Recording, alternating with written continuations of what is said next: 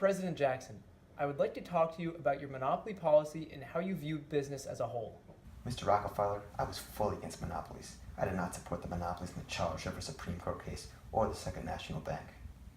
But where did this hatred towards successful business start? I wanted to represent the person I was before the unwanted fame. I grew up in a frontier cabin, and I wanted to represent the common man, the working class individuals. I did not want to have businesses use and manipulate the common folk of this nation, much like you did with your oil drilling. I tried to do as much as I could to stop monopolies like yours from rising to prominence in America. Now tell me, Mr. Rockefeller, how did you amass such an empire? I was able to think smart and use the newest railroad companies and cut prices for my oil and drove my competitors out of business. I controlled almost the entire oil industry by 1881. I was able to use my connections with those railroad companies to further my profits and gain the empire that I had. The veto of the Second National Bank, in my opinion, was a problem that led you to hurt businesses, not support it. How ignorant must you be to go out and do what you did? The veto was to stop monopoly and stop the secrets and lies that are being held by private sectors of our own national bank. It was done to protect this nation, as the bank was simply unconstitutional in its practices. It's people like you, Mr. Rockefeller, that led to my decision. The obsession with money only served those at the top of the economic chain and was detrimental to those at the bottom. How can you possibly sit here and call me ignorant when you yourself drove thousands out of work with your own selfish business practices?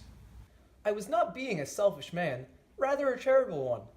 The railroad industry was booming, and consumers want the cheapest and best products available.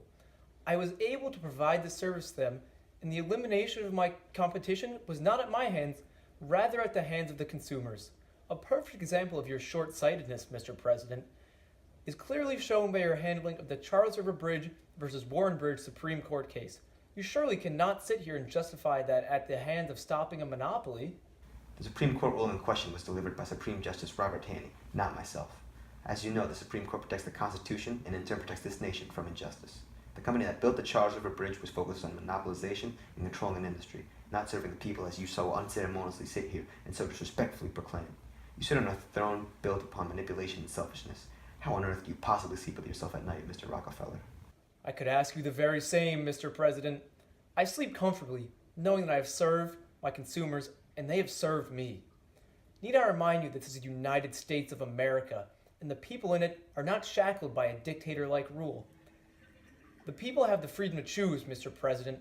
It is a right, as declared in the document that you claim is so near and dear to your heart. For the people to choose where they get their product and by what rule. I simply gave those in need something they wanted at a price where they could have turned anywhere else to purchase their oil.